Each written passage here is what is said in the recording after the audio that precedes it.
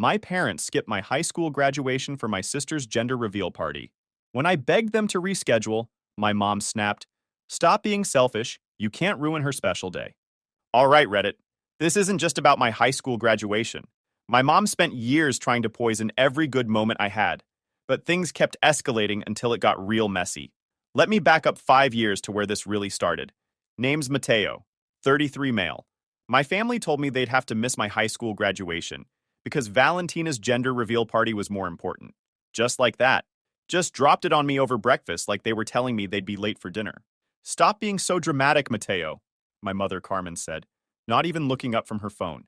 "Your sister is finding out if she's having a boy or a girl. This is a huge moment for her. You'll have other graduations." I was valedictorian. 4 years of perfect grades, captaining the debate team, volunteering at the animal shelter on weekends because it looked good on applications. All of it building to one moment at that podium in front of 2,000 people. "Dad, you're really going to miss this?"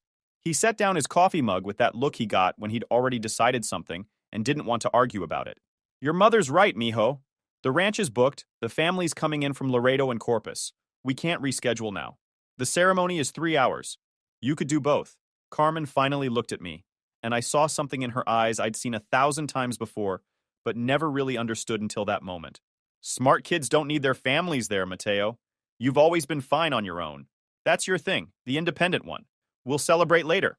I looked at Valentina, who was scrolling through her phone, probably planning what to wear to her own party. She hadn't said a single word, didn't even pretend to care. "Okay," I said. Mom blinked. "Okay. Go to the party. I'll handle graduation myself." The relief on their faces should have hurt more than it did. But I was already mentally checking out, already thinking about my next move. That night, I called my grandma, Abuela Rosa. She picked up on the second ring. "Mijo, what's wrong? I can hear it in your voice." I told her everything.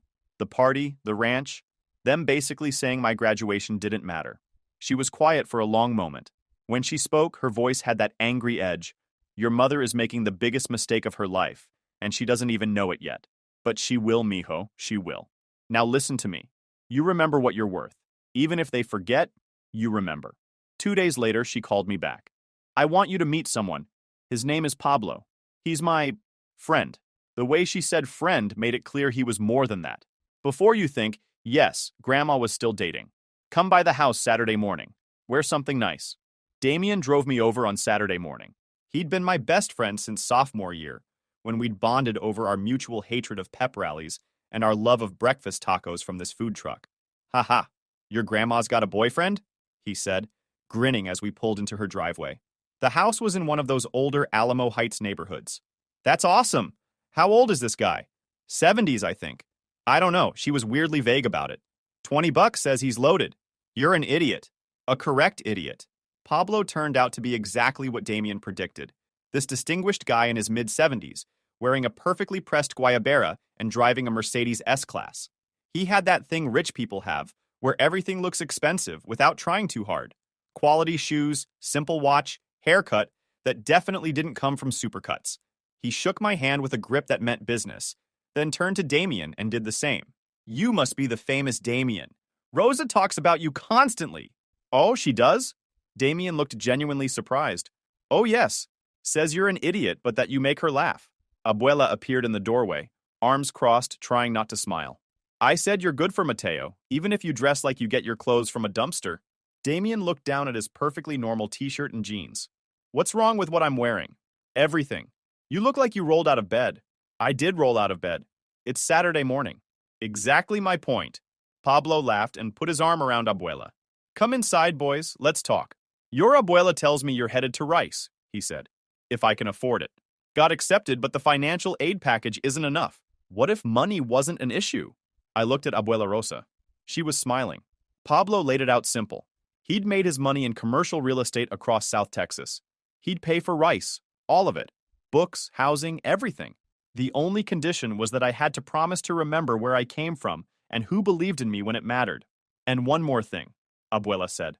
"At graduation, you tell the truth. About all of it." Damien waited in the car.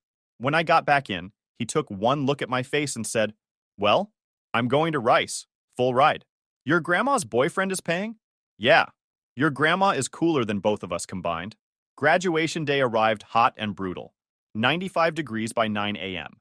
The stadium filled up with families, and I stood backstage watching Abuela Rosa sit front and center in a purple dress that was way too fancy, next to Pablo, who looked like he was attending a state dinner. Damien had snuck into the section near the front, wearing sunglasses inside. Principal Hernandez droned through opening remarks. The choir sang. The class president gave a speech about journeys that didn't mean anything. Then they called my name. I walked to that podium and looked out at 2,000 faces. Somewhere in Bourne, my family was popping a confetti cannon to find out if Valentina was having a boy or a girl. I set my prepared speech aside. I wrote something, but I'm going to talk about something else instead. The stadium went dead quiet. My parents aren't here. When I asked them to come, my mother told me smart kids don't need their families there. My father told me I'd be fine on my own like always. Someone in the crowd said, "Wow," loud enough to echo. But to everyone who did show up today, thank you. I looked at Abuela Rosa. She was crying hard, mascara running down her face. To my abuela in the third row, you're the reason I'm standing here. You're the reason I believe I'm worth showing up for. Te quiero, abuela. The applause started small and built until the whole stadium was on their feet. Damien was standing on his chair, yelling something I couldn't hear, but was probably inappropriate. Afterward, Abuela Rosa hugged me so tight, I thought my ribs would crack. Your mother is going to lose her mind when she hears about this, she said, grinning through tears. Damien appeared, still wearing those sunglasses. That was the most savage thing I've ever witnessed. I'm so proud. Damien, take off those stupid glasses, Abuela said. You look like you're about to sell me fake watches. Abuela, why do you always come for me? Because you make it too easy, mijo. Pablo took us all to lunch at this expensive steakhouse downtown. When the bill came, I tried not to look at the total. So when do you tell your parents? Damien asked, cutting into a ribeye. About rice? Never. Let them figure it out themselves. Cold, Damien said. I respect it. Rice was everything San Antonio wasn't. Smaller campus, smarter kids, professors who actually cared if you showed up. I majored in civil engineering, minor in business, kept my head down, made decent grades, stayed angry enough to work harder than everyone else. Damien ended up at Texas State in San Marcos. We talked every week, mostly him complaining about his roommate who apparently never showered and only ate cup noodles. How's the rich kid school? He asked during one call. It's not a rich kid school. Mateo, you have a classmate whose dad owns a yacht. Okay, fair. My parents called exactly 3 times freshman year. Once to ask if I was coming home for Thanksgiving. I wasn't. Once to tell me Valentina had the baby, a boy named Julian, in case I cared. And once to ask if I could loan Valentina money for baby stuff. That last one I ignored completely. Sophomore year, I started working with my professor on a research project analyzing structural failures in coastal buildings. The work was mind-numbing, but I was good at it. Good enough that he recommended me for a summer internship with an engineering consulting firm in Houston. The internship turned into a job offer. By the time I graduated, I had a plan. Start at the firm, learn everything, then branch out on my own. Damien drove up for graduation with a bag of Whataburger and enough snacks to feed the entire graduating class. Your family coming? He asked, already knowing the answer. Abuela and Pablo. That's it. Your mom didn't even... Nope. That's so messed up, man. Abuela Rosa brought a sign that said, "That's my grandson," in letters big enough to see from space. Pablo looked embarrassed but held it up anyway during the ceremony. After graduation, Pablo took me aside. I'm investing in a new commercial development near the Med Center. Want to see the plans? That summer was my education in how the real world actually worked. I spent 3 months shadowing Pablo on site visits and investor meetings, learning more about real estate development than 4 years of engineering classes taught me. He showed me how deals got made, how money moved, who to trust, and who to avoid. Your father had potential once, he told me one day over lunch at a job site in the medical center. We were sitting in his Mercedes watching concrete trucks pour foundation. Had a good idea, sold it too cheap because he needed money fast. Spent the rest of his life regretting it. How do you know about that? Your abuela told me. She said you found the patent filing. I'd never mentioned that to abuela. Apparently, she knew more than she let on. Don't make his mistakes, Pablo said. When you're ready to start your own thing, come talk to me first. I took that advice to heart. Spent the next 5 years at a consulting firm in Houston, working my way up from junior engineer to project lead. Built relationships, saved every dollar, living in a studio off Richmond and driving a used Honda while my coworkers bought new trucks. By year 5, I had enough saved to take the jump. That's when I went out on my own. Valdez Engineering Consultants started in a shared office space off Westheimer in Houston. 200 square feet, shared bathroom, walls so thin. Just me, a laptop, a phone number, and a burning need to prove something. The first 6 months were brutal. Living on ramen and breakfast tacos, taking any job I could get, working 16-hour days. I did structural assessments for buildings I wouldn't trust my worst enemy to occupy. Reviewed plans for strip mall developments in towns I'd never heard of. Calculated load-bearing requirements at 3 a.m. because the AC in my apartment was broken. Damien helped when he could.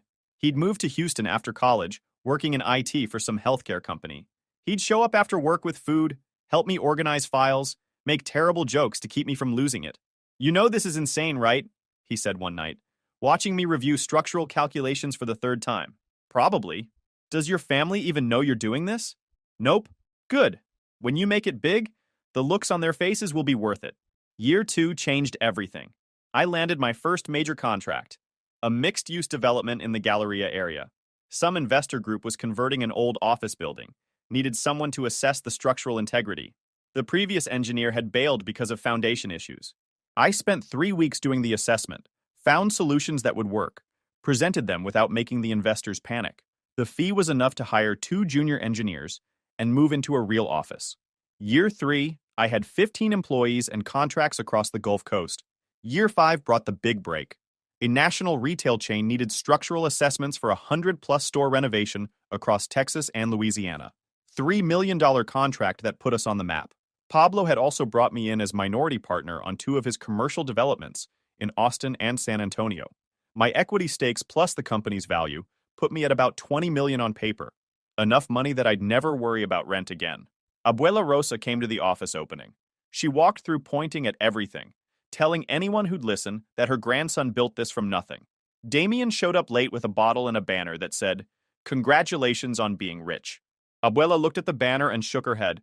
"Damien, where did you even find this?" "Party City. They have a whole section." "You're ridiculous." "You love me anyway, Abuela." "That's debatable." Pablo pulled me aside during the party. "Your grandma's proud of you, more than you know. I owe her everything. She knows. That's why she did it." Then here's the thing that got me back to my family's drama. I found out about it on a random Tuesday. Abuela had been getting forgetful. Not dementia level, just slower. She'd ask me to help with bills, review bank statements, make sure nothing looked off. I'd been doing it for months, not thinking much of it. Then I saw the pattern. Withdrawals from her checking account, always just under $2,000. Always on Tuesdays or Thursdays. Always cash. I pulled 18 months of statements. 47 withdrawals totaling just over $72,000. Every single one lined up with a day my mother had visited to help with errands. I sat in my truck outside Abuela's house in Alamo Heights, staring at the printouts, feeling something cold settle in my chest. Called Damien. Told him what I found. "You're sure it's your mom? Who else would it be? What are you gonna do?" "I don't know yet, but I need to tell Abuela." "Want me there?" "Yeah." We met at her house that evening.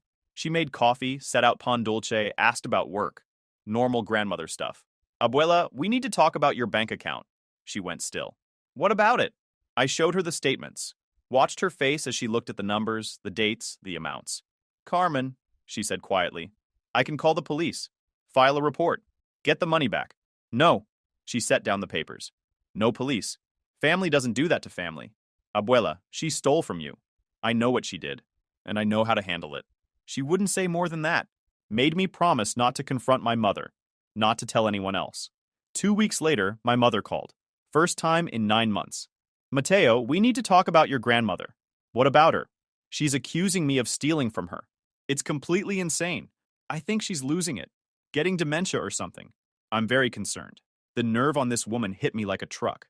"You mean the $72,000 you took from her checking account over 18 months? Silence. "I don't know what lies she's been telling you. I saw the bank statements, Mom. Every withdrawal lines up with days you were supposedly helping her.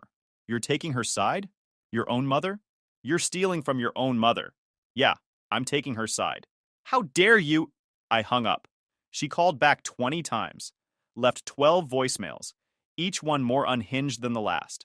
Started off with, "We need to talk about this like adults," and ended with, "You're just like your father, ungrateful and cold." I blocked her number. Valentina called next. What did you say to Mom? She's been crying for 2 days. Ask her about the money she stole from Abuela. She didn't steal anything. Abuela gave her that money. Funny, because Abuela doesn't remember giving her anything. You're really going to choose some old woman over your own mother? That old woman paid for my education while you all forgot I existed. So yeah, I am. You're such a jerk, Mateo. And you're helping her get away with it. Have a nice life. Blocked her too. Dad called 3 days later. Mijo, your mother is very upset. She should be. She committed theft. It's more complicated than that. How? He couldn't answer. Just kept saying I didn't understand. That I was being too harsh. That family is family. Family is family until they steal from each other, Dad. Then it's just theft. Didn't block him. But I stopped answering. After that, things kept getting worse. Abuela Rosa died 6 months later. Heart attack in her sleep. Pablo beside her.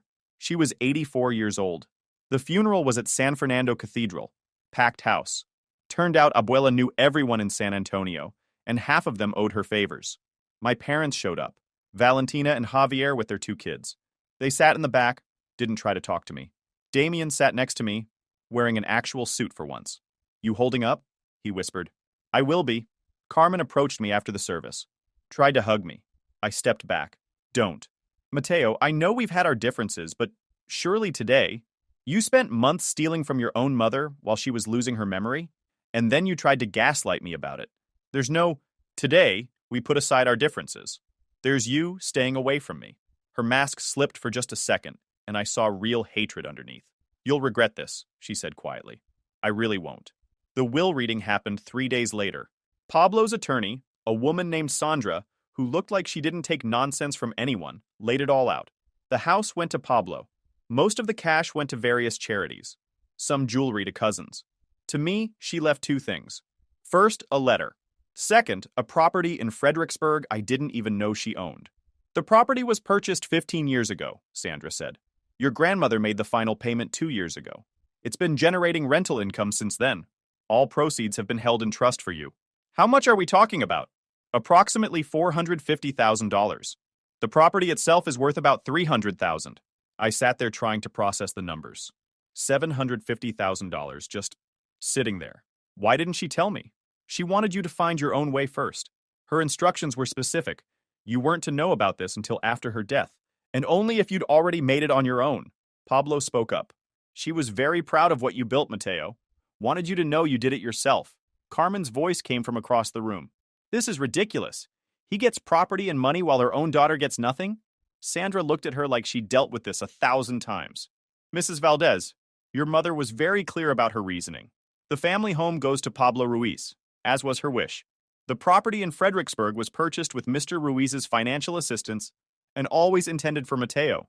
The liquid assets were distributed according to her final wishes. If you'd like to contest, you're right, I'm going to contest. Then you should know that your mother included documentation of several unauthorized withdrawals from her accounts over the past 18 months. Withdrawals that, if pursued legally, would be felony theft. My mom's face went white. However, Sandra continued, she specifically said she didn't want to pursue criminal charges against you. She just wanted the record clear about why she made these decisions. Valentina stood up. This is ridiculous. She was manipulated. That old man, she pointed at Pablo, convinced her to cut us out.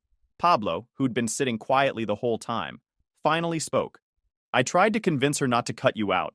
Told her you were still her daughter, that people make mistakes. She said she raised you better than to steal from your own mother. The room went silent. You people have no idea what it's been like, Carmen said, voice shaking. Watching him get everything handed to him while we struggled. Handed to me? I stood up. You skipped my high school graduation. You ignored me for 4 years of college. You didn't even know I started my own company until 6 months after the fact. The only thing handed to me was a grandmother who cared when nobody else did. You arrogant! We're done here, Sandra cut in. The will is filed with the county. All distributions will proceed as outlined. If anyone wishes to contest, they can file within the statutory period. This meeting is concluded. Damien and I left through the back entrance, got in his truck and sat there for a minute. That was intense, he said finally. Yeah. Your grandma was savage to the end. What are you going to do with the property? I don't know yet. Maybe keep it as a rental. Maybe sell it. Haven't thought that far. Man, I still can't believe your mom stole from her. I can. She's always been like this. I just didn't want to see it. The letter was in my truck for 3 days before I could bring myself to read it. Finally opened it one night in my apartment. Damien on the couch with a bag of Taco Cabana. Abuela's handwriting looked shakier than I remembered, but the words were pure her. Mateo, if you're reading this, I'm gone. Don't be too sad, mijo. I lived a good life, loved good people, and ate good food. That's all anyone can ask for. I'm leaving you the Fredericksburg property because I want you to have something real, something that nobody can take from you. Your mother never understood that. She always wanted what she could spend, never understood the value of building something that lasts. I've watched you these past few years, watched you build your company from nothing. You work like your abuelo did. That's why I never told you about the property. You needed to prove to yourself that you could make it without anyone's help. Now you know you can. A few things before I go. Your mother won't change unless she has to. Don't let her back into your life based on apologies and tears. I've watched her manipulate people for 40 years. She's very good at it. Damien is a good friend. Pendijo sometimes, but loyal. Keep him close. Your father isn't a bad man, just a weak one. He let your mother make him small. If he ever finds the guts to stand up and be better, maybe give him a chance. Be successful, mijo. Be happy. Be the kind of man who shows up for the people who matter. And remember, you're worth showing up for. Con todo mi amor. Abuela Rosa. I folded the letter carefully and put it back in the envelope. Damien handed me a drink. What did it say? That I should keep you around even though you're an idiot. She said that? Word for word. Your grandma loved me. The next few years were a blur of growth. The company expanded to Dallas, then Austin, then Oklahoma City. Hired away some of the best engineers from my old firm. Landed contracts with 2 Fortune 500 companies for facility assessments. By year 7, Valdez Engineering Consultants had 42 employees. I wasn't billionaire rich, but I was comfortable enough that money stopped being something I thought about. Sold the Fredericksburg property, took the rental proceeds and the sale money, and invested in commercial real estate across Texas. Pablo walked me through every deal, taught me what to look for, what to avoid. Damien got promoted to IT director at his company, bought a house in the Heights, started dating a woman named Sophia, who actually put up with his nonsense. You should get out more, he told me one night over wings at Pluckers. When's the last time you went on a date? I date. Work functions don't count. I'm busy building something. You built it already, man. At some point, you gotta actually enjoy it. He had a point, but the work kept me focused. My father called once in a while. Always awkward, always ending the same way. Him saying we should get together sometime. Me saying maybe. Both of us knowing it wouldn't happen. Carmen tried a few times early on, calling from different numbers, showing up at the office once until security escorted her out. Eventually, she gave up, or at least got better at hiding. Valentina sent a Christmas card every year. Generic, impersonal, always with a photo of her kids. Never mentioned anything real. I put them straight in the trash. Life moved forward. The company grew. I bought a house in Rice Military. Nothing crazy but nice enough. Started going to the gym regularly, trying to take care of myself. Then my dad called with news I wasn't ready for. Mijo, I have cancer. The words didn't process at first. I was in my office, reviewing contracts for a hospital renovation in Beaumont, and my brain couldn't switch gears fast enough. What? Prostate cancer. Stage 3. The doctors say it's treatable, but it's going to be expensive. I set down my pen. How expensive? The treatment plan is about $180,000. Insurance covers maybe half if we're lucky. What does Mom say? He was quiet for a long moment. Your mother and we're not doing well, Mateo. Haven't been for a while. I'm sleeping in the guest room and we're talking through lawyers about separation. That caught me off guard. 28 years of marriage and suddenly they were talking lawyers. What happened? I found out about the money. The stealing from your abuela. She told me you were lying, that you'd made it up to turn me against her. But I hired an accountant to review the statements. $72,000, Mateo. Taken over 18 months. I tried to tell you. I know, I should have listened. Should have believed you over her. But I've been doing that my whole life, choosing the easy way with her. So what now?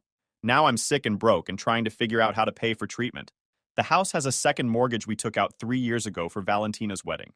Your mother maxed out our credit cards. Our retirement accounts are almost empty. I don't have $90,000 sitting around. Part of me wanted to say, that's your problem. Wanted to hang up and go back to contracts and meetings and the life I'd built without them. But this was my father. Weak, yeah. Went along with everything, absolutely. But not evil. Just tired. What about Valentina? They declared bankruptcy last year. Javier's business failed. They're living with Carmen right now. So everybody was broke and desperate. Great. I'm not asking you to pay for it, Dad said quickly. I just wanted you to know. How long do you have to decide on treatment? Oncologist wants to start in 3 weeks. If I'm doing it. If. Like he was considering just letting it happen.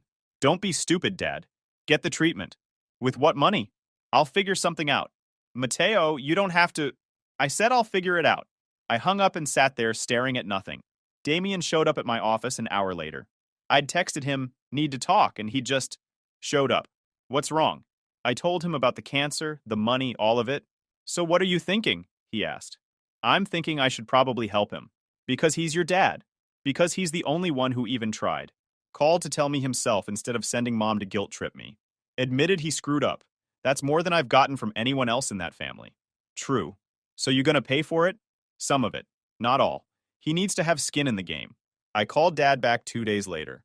I'll give you $60,000 toward treatment. The rest is on you to figure out. Mateo, I can't accept. You can, and you will. Consider it a loan if that makes you feel better. Pay me back when you can, but you're getting treatment. He was quiet. Then, thank you. One condition. What? You don't tell Mom where the money came from. And if she asks you to ask me for more, the answer is no. Done. And Dad? This doesn't fix everything between us, but it's a start. I know. I'm not finished. You stood by and watched her treat me like garbage for 18 years. You chose the easy path every single time. So if we're going to have any kind of relationship going forward, that needs to change. You need to actually stand up. You're right. I know I'm right. Can we maybe get lunch sometime? After I start treatment, when I'm feeling better? Maybe. We'll see. I wired the money the next day. $60,000 to an account in his name only. Damien came over that night with Thai food and HBO. You did a good thing, he said. Did I? Yeah. You helped your dad without letting your mom manipulate you. That's growth, man. Feels weird? It's supposed to. You spent 5 years cutting them all off. Now you're being selective about who gets back in. That's healthy. Since when do you know about healthy? Since Sophia made me start reading self-help books. You're reading self-help books? 2 a month. It's actually not terrible. Huh. Dad started treatment 3 weeks later. Chemo, radiation, the whole brutal process. I didn't visit the hospital, but I called once a week to check in. How you feeling? Like garbage, but the doctors say it's working. Good. Your mother asked where the money came from. What did you tell her? That I sold some tools and borrowed from a friend. She didn't believe me, but she didn't push it. Good. We kept it surface level. Easy conversations about treatment and side effects and what the doctors were saying. Nothing deep, nothing about the past. 3 months in, he called with news.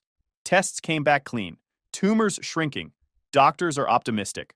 That's great, Dad. I want to take you to lunch. To say thank you properly. I met him at a BBQ place in Alamo Heights. He looked rough, thin, pale, moving carefully.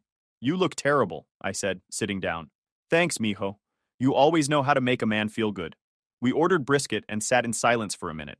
I filed for divorce, he said finally. I set down my fork. What? 3 days ago. Your mother and I are done. Should have done it years ago. What changed? I did. Being sick makes you think about what really matters.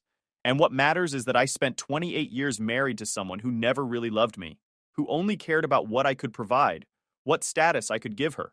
I was convenient. That was it. She's going to lose it. She already did. Threw a lamp at me. Called me every name in the book. Said I was abandoning her when she needed me most. Are you okay? Better than I've been in a long time. We ate in silence for a bit. I want to apologize, he said, for all of it. The graduation. The years of ignoring you. Choosing her over you every time. I was weak, and I was wrong.